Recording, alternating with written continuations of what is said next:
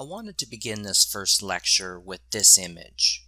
This is actually me, or how a friend depicted me several years ago when I was in a chaotic work environment. I'm not so much stressed as overwhelmed by the 25 balls I have in the air and the 50 plus steps I have to complete before each ball can land. I bet you've all been here before too. And no matter how many grants or proposals I write, I inevitably end up looking just like this. It's not so much that I forget how to do it, but there's a lot of steps in the process, often a lot of bureaucracy that has to be managed, details that have to be double and then triple checked. Does my narrative hit the right themes? Does the margin and font size follow the RFP? Did my Excel formula calculate the right indirect costs? Does my BioSketch conform to the new standards that NSF released last week? The proposal writing process is chaos. It's organized chaos, but chaos. And don't panic if you aren't familiar with terms like RFP, indirect costs, BioSketch, and NSF. We'll cover all of that this semester. But first, let's determine what a grant is and what a proposal is. Personally, I think the link between the two is blurred, and you'll notice that I often use the words interchangeably. The genres are converging. Other people may have different definitions than I do, but they're not teaching this class. I associate the word grant with federal dollars that support awarded research and nonprofit organizations that support community enhancement. I associate the word proposal more with the workplace and funding that helps implement some course of action. So whether you're writing a grant, a proposal, or yes, even a grant proposal, it'll depend on where you're writing that document and the organizational culture of that rhetorical setting. Regardless of which word you prefer, you're creating a document that outlines a specific plan for solving problems. Plan is the key word here. With this plan, you're selling you and your ideas and hope you can do all this persuasively enough to get the funds or approval to go out and actually implement your proposal. Successful or funded grant proposals present you as an expert problem solver and show how, if paid, you'll go about solving that problem. Having a solid plan and being qualified to implement that plan are huge factors in your success rate, but this process also entails specialized planning, audience analysis, and writing strategies. It also entails a lot of arbitrary things that you cannot control for or anticipate. I'll address all of this over the semester. There are three primary funding sources for your grant proposals, and you'll learn about all of them in this course.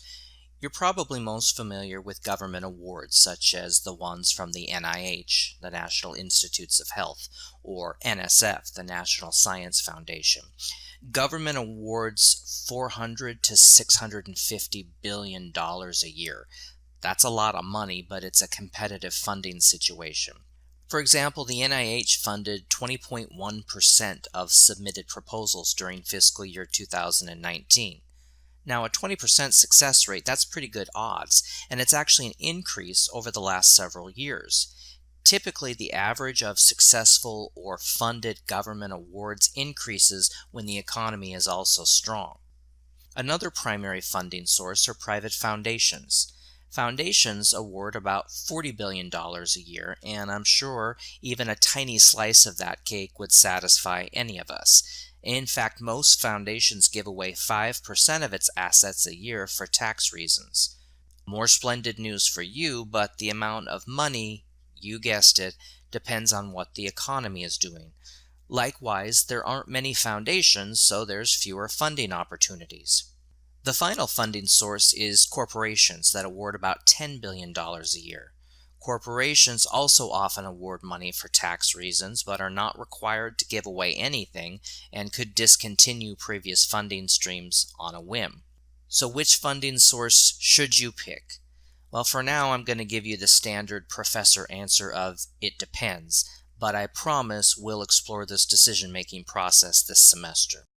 If you've never engaged in the granting process before, you might be excited now about the giant pots of money seemingly just waiting for you.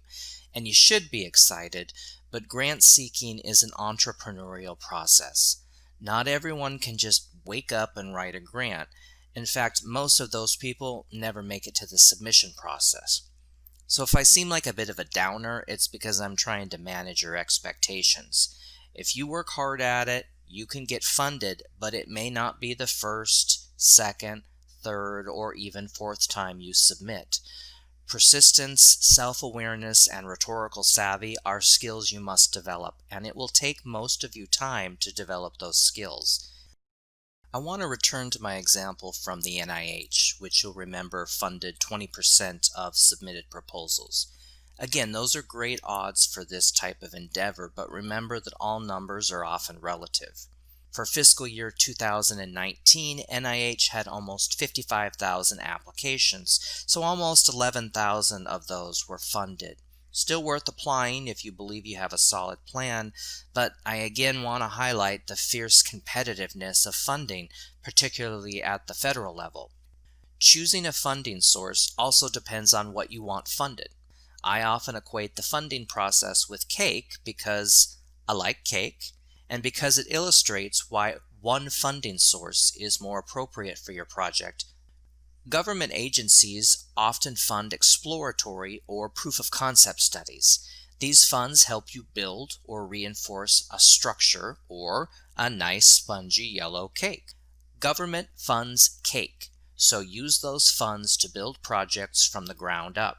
These projects can take 3 to 6 years to complete, but these agencies build these funding opportunities to support these processes. Foundations and corporations prefer that you already have an existing structure that just needs some enhancements. These organizations want to help, but they also want something exciting they can talk about in their company newsletter or post photos of on their social media. So choose foundations or corporations to add icing or rainbow sprinkles to that existing spongy yellow cake. I hope you're starting to see here that you can use different funding sources for different stages of your project.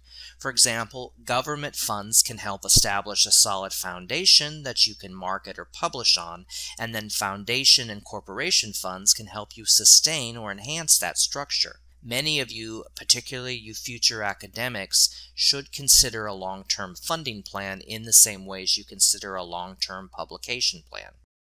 Hopefully you're getting an idea of the competitiveness of grant seeking, but you might also counter that being a talented writer should give you some leg up and further differentiate you from the competition. In fact, you might be a technical communication major and want a career in proposal writing.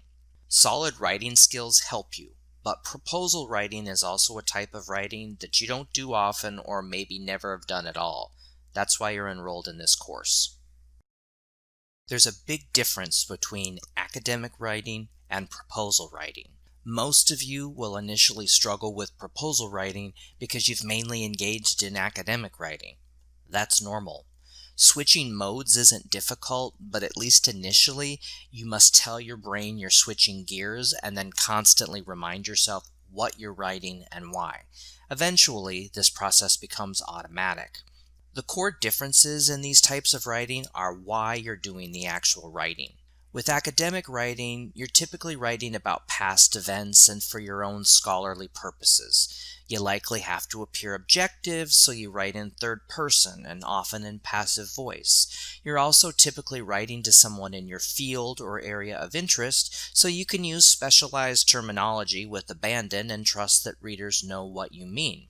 Proposal writing is the opposite in all of the above areas. Here, you're writing about future events that are supported by a community with shared beliefs. You therefore have to write persuasively, perhaps using second person and you-inclusive language that emphasizes the benefits of funding your project. It's also likely that you're appealing to somebody who doesn't know as much about the topic as you do, so you have to persuade them with clear and concise language. Whether you're aware of it, most of your writing follows a general to specific organizational pattern. If you're a visual learner, think of a funnel. You begin your essays, research articles, even some discussion posts with a general statement or truth, and then you narrow to your thesis or research hypothesis. This can help establish credibility because you typically use secondary sources to support those general statements and then link those to your own ideas. Proposal writing is the opposite and follows a specific to general organizational pattern. Here you need to flip that funnel. Readers immediately want to know who you are, how much money you want, and what problem this money will help solve. After you've answered those three questions, who, how much, what for, you then step back and present the complexities of the problem. So far, I've described the differences between academic and proposal writing in broad strokes, but it's important you understand the type of writing you do most frequently is not going to persuade most funders.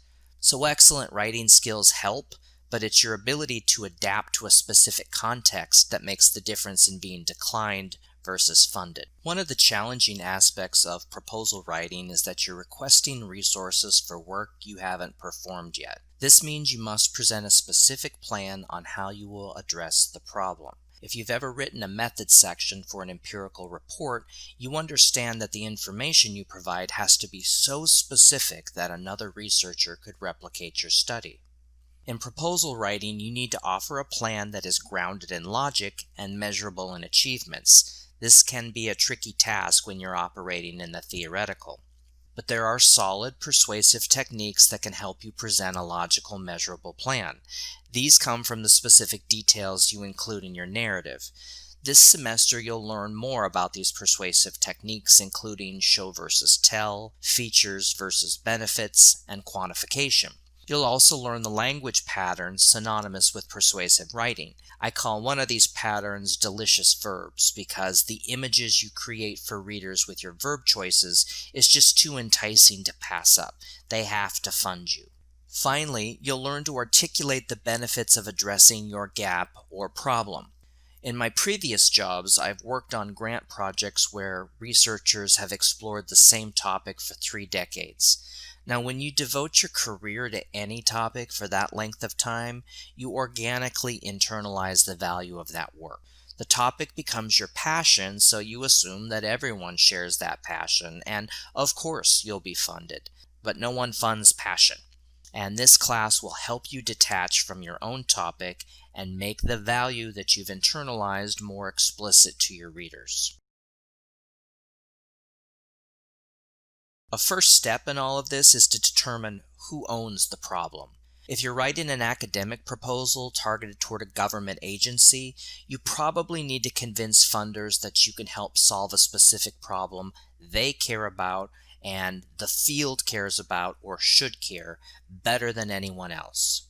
If you're drafting a business proposal to an organization, you probably need to show funders how you can solve their specific problem better than anyone else.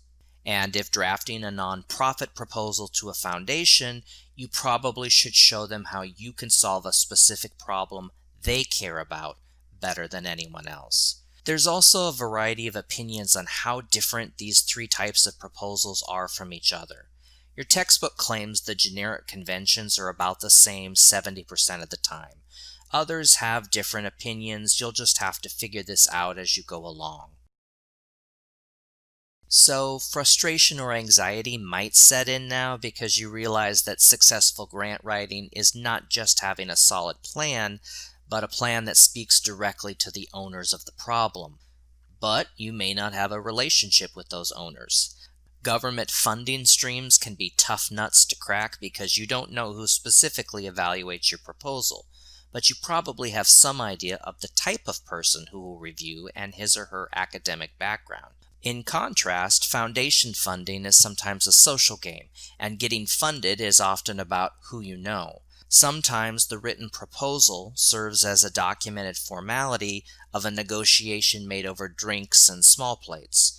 Regardless, this course will prepare you to analyze audience using the information you have, no matter how little it may appear. You know more about your funders than you think. Every funding opportunity has an RFP, or request for proposal. Often this is your only source of information on the funding opportunity, and unfortunately they are not always the best organized or edited documents.